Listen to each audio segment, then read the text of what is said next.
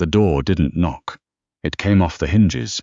Thea had been at the wood stove when it happened, her hands wrapped around a tin cup that had gone cold an hour ago.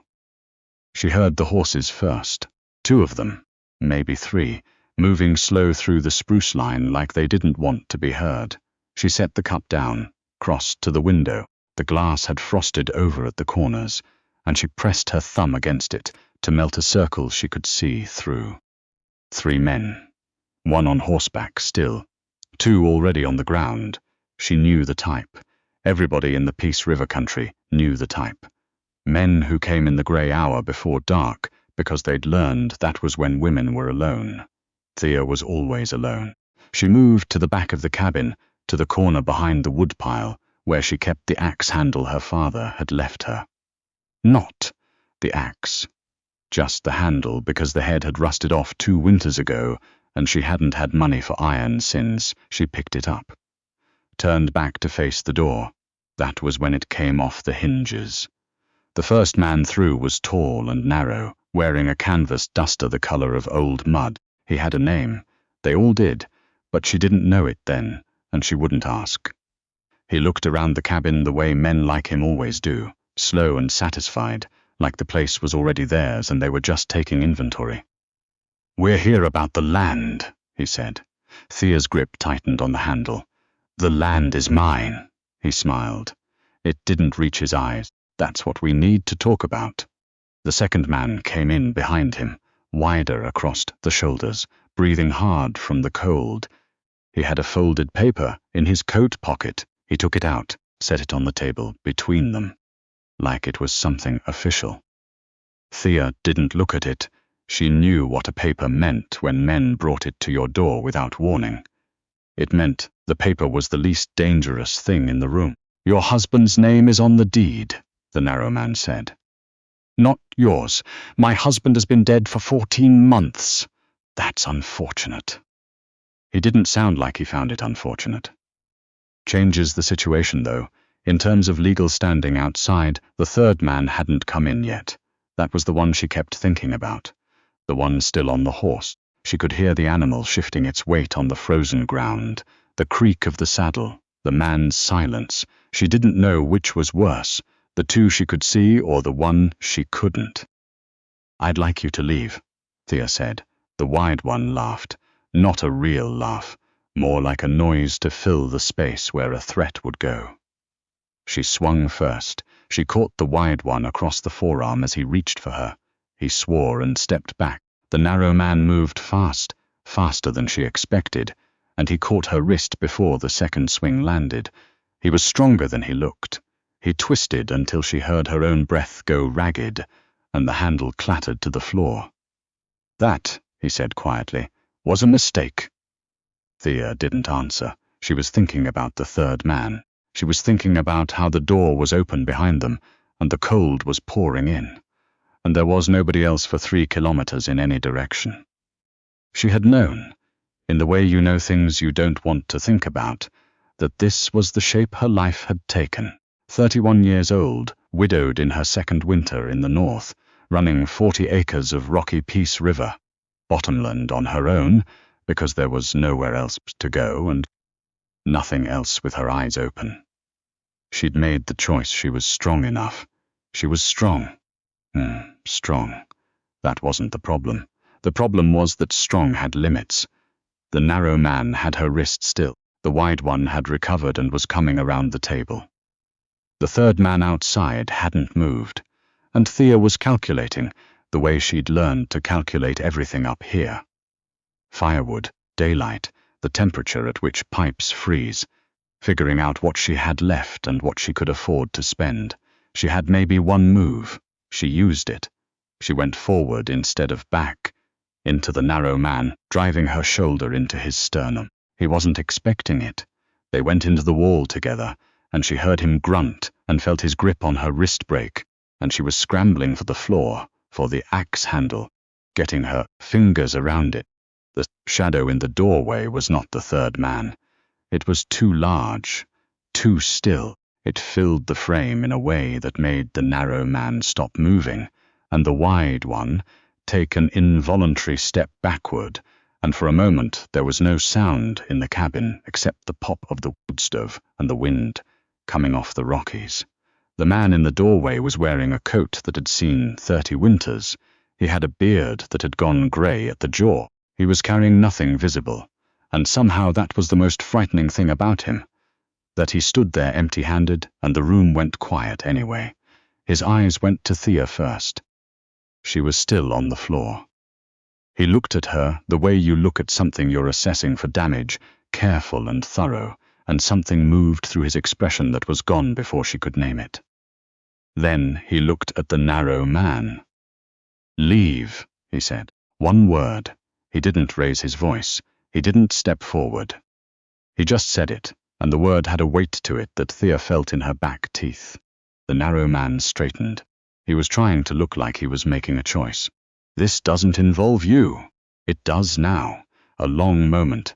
Outside, Thea heard the third man's horse move, not toward the cabin, but away. Hooves on frozen ground, retreating into the spruce line. Something passed between the two men in the doorway, some recognition she wasn't part of, and then the narrow man picked up his paper from the table, folded it back into his pocket, and walked out. The wide one followed without a word.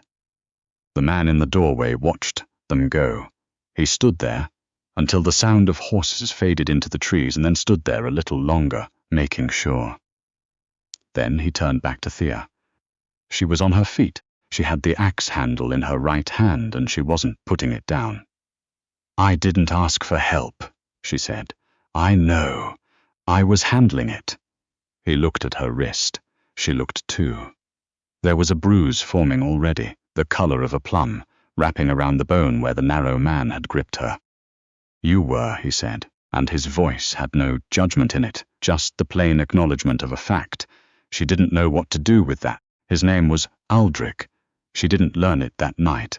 That night he just stood in her doorway and helped her lift the door back onto its hinges with a kind of practiced efficiency that told her he'd fixed things alone for a long time.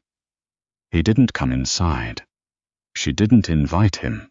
When the door was back in place, he looked at it once, making sure it would hold. And then he walked back into the dark between the trees and was gone. She stood at the window with her cold cup of tea and watched the place where he'd disappeared.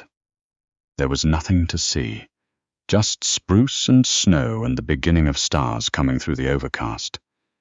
She didn't sleep well that night. She told herself it was because of what had happened, the three men, the way the door had sounded coming off its hinges. That was true, but it wasn't the only thing keeping her awake. She found out who he was from Bet, who ran the general store at the crossroads, 11 kilometers south. Better knew everything about everyone in a 50-kilometer radius and offered the information freely to anyone who came in for flour and stayed long enough for coffee. "Aldrich Marsh," Bet said without being asked. She had apparently been waiting to have this conversation. "Comes in twice a month. Pays cash, doesn't talk much, never any trouble, has a place up on the north slope, past the second cut line." She paused to pour more coffee into Thea's cup. "His wife died 4 years ago, maybe 5. Took the boy back to her people in Kamloops. Aldrich stayed." She said it the way you say things that explain everything about a person. He stayed. Thea thought about the way he'd stood in her doorway, the way the room had gone quiet. "What did he do before?" she asked. "Before the north." Better shrugged. "Work timber for a while.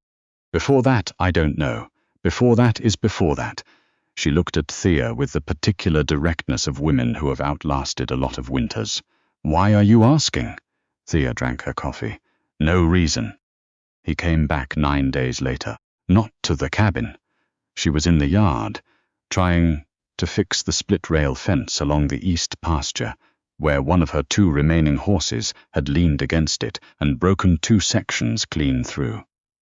The ground was iron-hard, and the replacement rails she'd cut were a little too green, and she was in the middle of deciding whether she was angry at the horse or at herself when she heard boots on the frozen ground behind her. She turned with the fence post still in her hands, and he stopped a few feet away, hands visible, which she understood was deliberate. "I thought you might need a second person for that," he said, nodding at the fence. She looked at him. He was wearing the same coat. He had brought nothing with him except himself. "I've been doing it alone," she said. "I can see that." He looked at the fence, the gap in it, the rails stacked in the snow. "Looks like it's been going fine." It had not been going fine.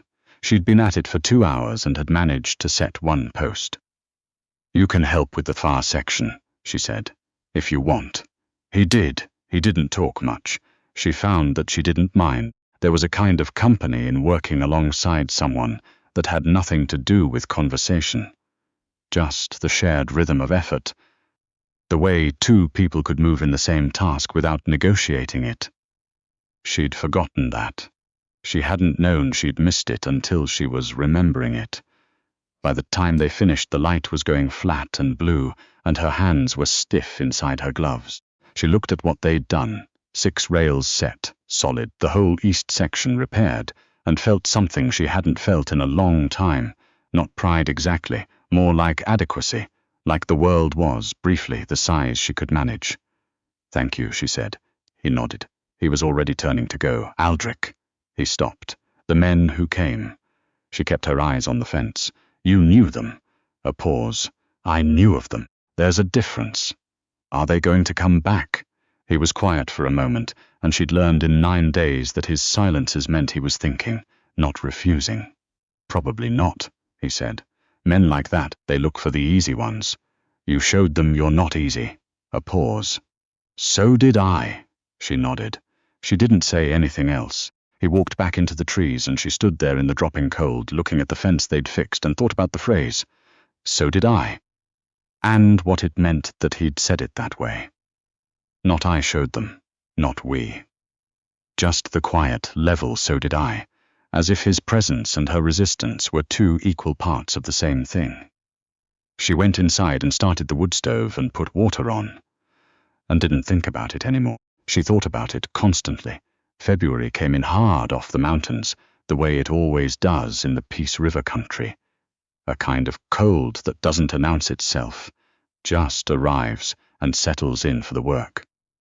The thermometer outside the kitchen window went down to -38 one Tuesday, and she didn't leave the cave and listened to the logs pop and crack in the walls, and told herself she was fine. She was fine. She had learned to be fine.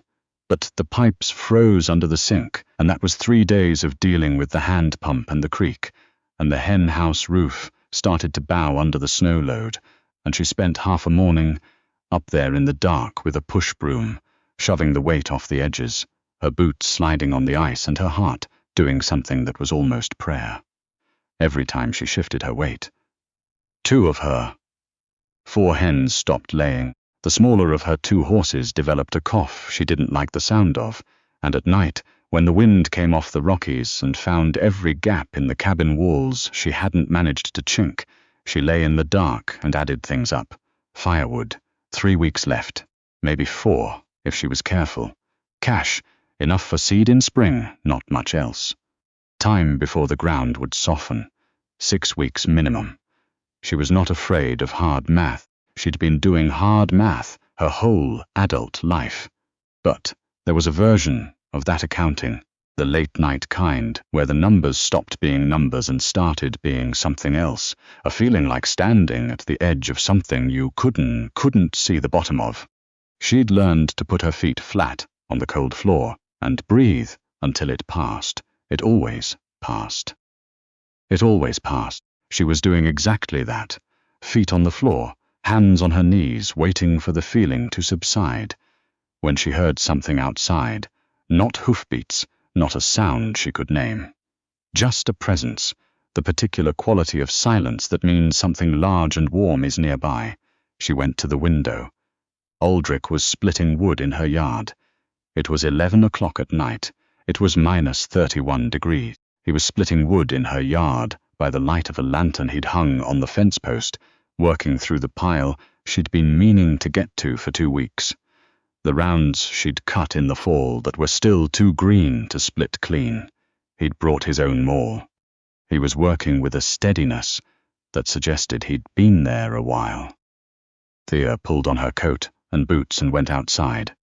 He looked up when she came out. He didn't look surprised. He didn't look apologetic. "How long have you been here?" she said. "A while. It's 11 o'clock. I know." She looked at the pile. He'd split maybe a third of it. Her third, stacked neatly on the other side of the fence. "You could have knocked. You had your light out." He set a new round on the block. "I didn't want to wake you." She stood in the cold yard and watched him work, and tried to find something reasonable to feel about this. He was a strange man. He was alone and solitary and given to appearing in her yard in the middle of the night to split wood without asking, which was either the most alarming or the most comforting thing she'd encountered in 4 years in the North.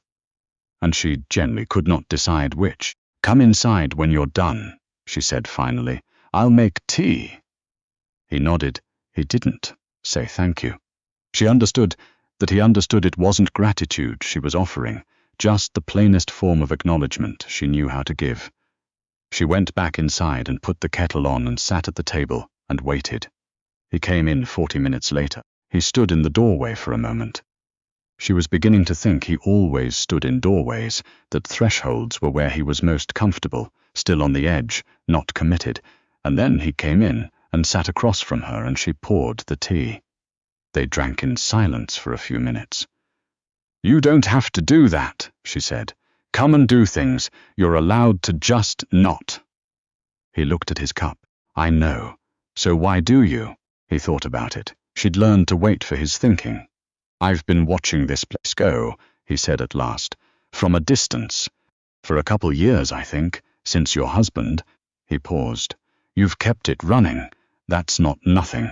It's been hard, I know. I can see that it's been hard." He looked up. His eyes were a grey-blue color, the color of the sky in the hour before a storm. "I'm not trying to fix anything." "I don't think you need fixing." "Then what are you trying to do?" The smallest pause. "Show up," he said. "That's all. Just show up." She looked at him across the table. The wood stove was doing its job and the cabin was warm now in a way it sometimes wasn't at this hour, and there was the tea and the split wood stacked outside and the quiet that lived in this man, like something he'd made his peace with a long time ago.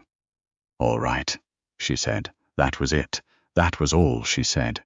She meant it as a kind of permission, or maybe a kind of trust, the limited, careful kind that you extend in small amounts when you've learned not to extend it carelessly. She didn't know if he understood that. She thought he probably did. The men came back in March, not the same two. The narrow man didn't come, and neither did the wide one. These were different men, which was worse in some ways, because it meant whoever was behind the paper had resources, had patience, had decided that Thea Colvin's 40 acres of Peace River bottomland was worth more than one attempt. They came in daylight, which was deliberate. Daylight meant witnesses, meant the appearance of legality.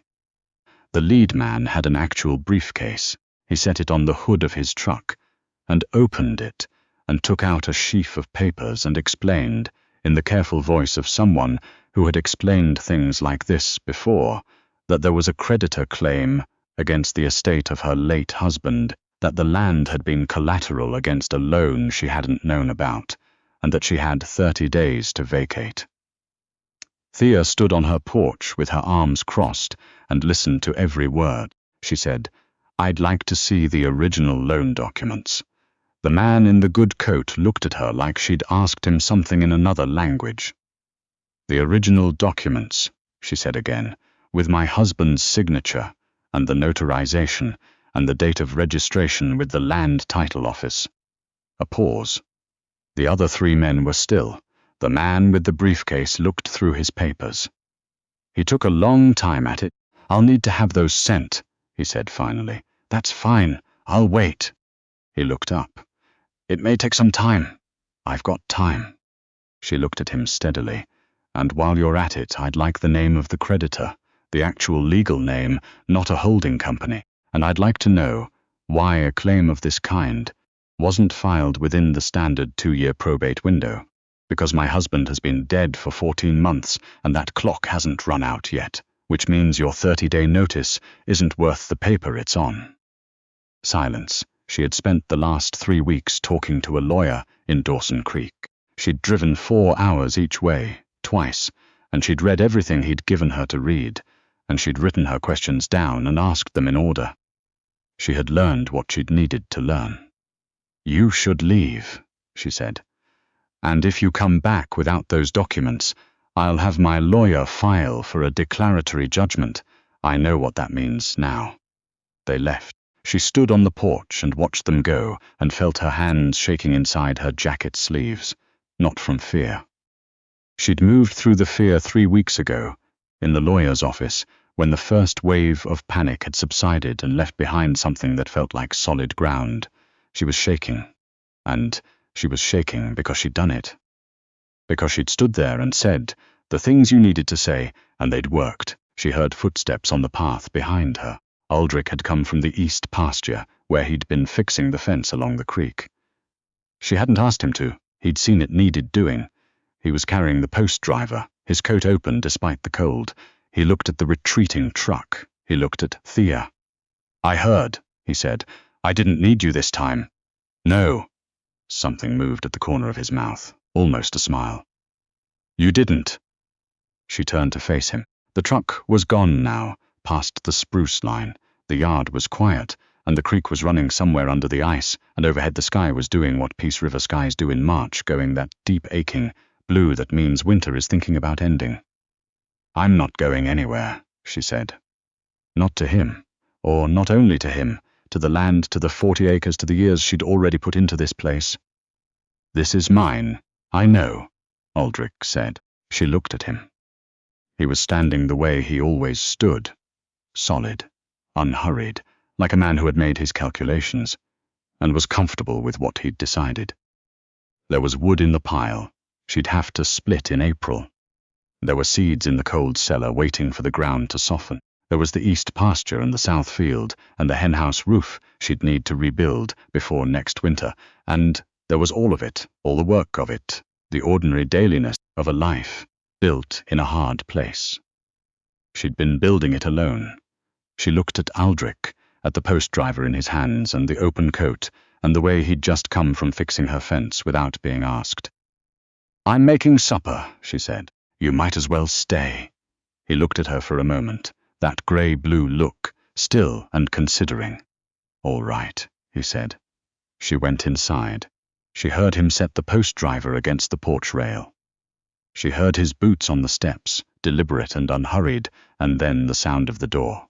Her door, the one he'd helped put back on its hinges in February, opening and closing behind him. She put the cast iron on the stove. She heard him settle into the chair by the window, the one nobody had sat in for 14 months, and the small domestic sound of it, boots on the floor and the chair adjusting to a new weight, was so ordinary and so enormous that she had to stand still for a moment with her hand on the handle of the pan, just to let it be what it was. Outside, the Peace River country was going gold in the last of the afternoon light. The spruce were casting long shadows across the snow, and somewhere up on the north slope, past the second cut line, there was a place that had been empty for too long. She stirred the pan. She didn't say anything, neither did he. They didn't need to.